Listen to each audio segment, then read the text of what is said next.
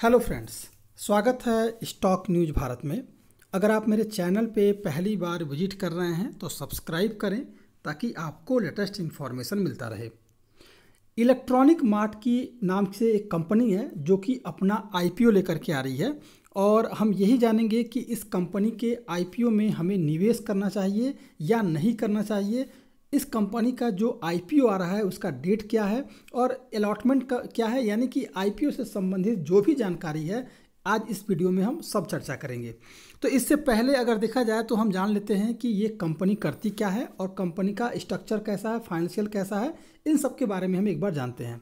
तो कंपनी के बारे में अगर बात की जाए तो ये जो कंपनी है 1980 में इसकी स्थापना हुई थी और दक्षिण भारत में इलेक्ट्रॉनिक सामानों की बिक्री करने वाली सबसे बड़ी रिटेल चेन ये कंपनी है और देश में देखा जाए तो लगभग ये चौथे नंबर पर इस कंपनी का पोजीशन आता है।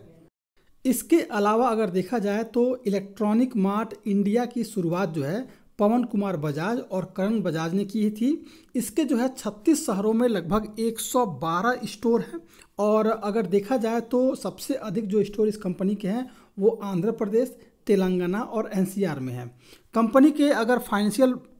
रिजल्ट की बात की जाए उससे पहले जान लेते हैं कि ये कंपनी अपना आईपीओ लेकर के कब आ रही है। अगर देखा जाए तो ये कंपनी अपना आईपीओ जो है अगले महीने लेकर के आ रही है, यानी कि 4 अक्टूबर से शुरुआत हो रही है और 7 अक्टूबर इसका लास्ट डेट है सब्सक्रिप्शन का, यानी कि 4 अक्टूबर से लेकर के 7 अक्टूबर के बीच में आप इस आईपीओ में जो है निवेश कर सकते हैं और एंकर निवेशकों के लिए ये जो इशू है वो 3 अक्टूबर को ही खुल जाएगा। इलेक्ट्रॉनिक मार्ट ने जो अपना ड्राफ्ट इस समय बाजार नियामक सेबी के पास जो जमा किया है, इसके तहत अगर देखा जाए तो ये कंपनी लगभग 500 करोड़ रुपए के जो है नए शेयर जारी करेगी और शेयरों का जो अलॉटमेंट होगा, यानी कि 4 से लेकर के 7 अक्टूबर के बीच तो आप इसमें बोली लगाएंगे, लेकिन जो शेयरों का जो अलॉटमेंट होगा वो लगभग 12 अक्टूबर को होगा और इसके अलावा 17 अक्टूबर को जो है इसकी लिस्टिंग जो है बीएसई और एनएसई दोनों ही पर हो जाएगी। अगर देखा जाए तो इस कंपनी के जितने भी शेयर हैं, यानी कि 100% अगर शेयर की बात की जाए तो उसमें लगभग 99.99% जो शेयर हैं वो प्रमोटर के पास सेफ हैं, यानी कि लगभग कहा जाए 100% जो है शेयर जो है कंपनी के जो प्रमोटर हैं उनके पास ही है।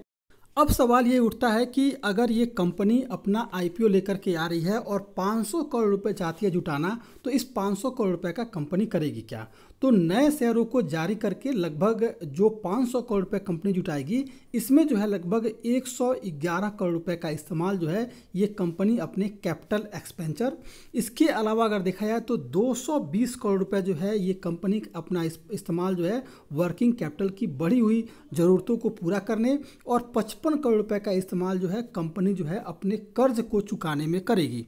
और एक बात आपको और बता दूं कि इस कंपनी पर जो कर्ज जून 2022 तक है वो लगभग 446 करोड़ रुपए के करीब है, यानी कि कर्ज जो है ग्राफ इनका बढ़ा हुआ है। अब जान लेते हैं कि इस कंपनी का रेवेन्यू क्या है, कंपनी का प्रॉफिट क्या है, यानी कि फाइनेंशियल परफॉर्मेंस जो है इस कंपनी का कैसा है, ताकि इसी से पता चल सकेगा कि इस कंपनी के आईपीओ में हमें निवेश करना चाहिए या फिर निवेश से हमें बचना चाहिए। तो सबसे पहले अगर आप देखेंगे तो 2019 से लेकर के 2021 तक का हमारे पास चार्ट है और 2022 का मैं आपको बताऊंगा। तो रेवेन्यू अगर देखा जाए तो इस कंपनी का रेवेन्यू 2019 से लगातार हमें बढ़ता हुआ दिखाई दे रहा है, जहाँ 2019 में 28 करोड़ के करीब रेवेन्यू था, वहीं 2020 में जो है 31 करोड़ 72 लाख के करीब था और 2021 में 32 करोड़ रुपए के करीब जो है इनका रेवेन्यू रहा है। वहीं अगर बात की जाए 2022 के अगर रेवेन्यू की बात तो लगभग इनका जो है 4349 करोड़ रुपए जो है इस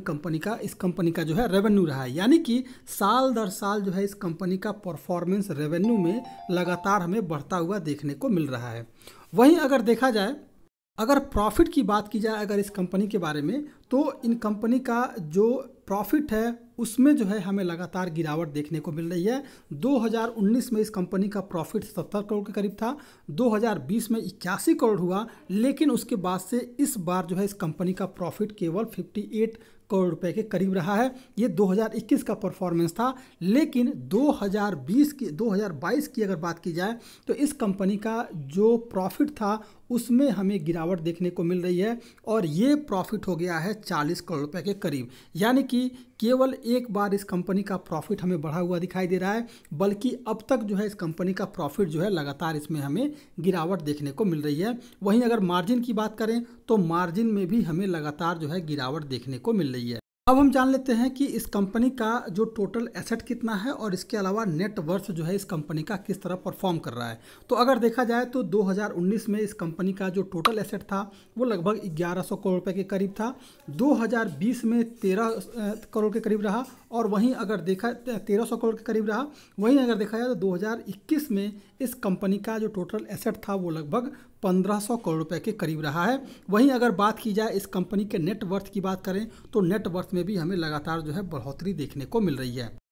कुल मिलाकर के अगर देखा जाए तो इस कंपनी का परफॉर्मेंस जो है लगातार इसमें हमें गिरावट देखने को मिल रही है और इसके अलावा जो है प्रॉफिट में भी गिरावट देखने को मिल रही है। इसीलिए फिलहाल इस कंपनी के आईपीओ में निवेश करना थोड़ा सा जोखिम भरा हो सकता है, लेकिन जहां नाम जुड़ा है इलेक्ट्रॉनिक से और ये देश की चौथी बड़ी कंपनी है अगर इलेक्ट्रॉनिक के मामले में अगर देखा जाए, तो हो सकता है कि आगे लॉन्ग टर्म के लिए ये स्टॉक आपको बेहतरीन परफॉर्म करता हुआ दिखाई दे सकता है। लेकिन अगर आईपीओ में निवेश करने जा रहे हैं तो फिलहाल इसमें थोड़ा सा परहेज करने की ज़रूरत रहेगी। ये था आपका इलेक्ट्रॉनिक मार्ट आईपीओ। अगर आप मेरे चैनल पे पहली बार विजिट कर रहे हैं तो सब्सक्राइब करें ताकि ऐसे ही आपको लेटेस्ट इन्फॉर्मेशन मिलता रहे।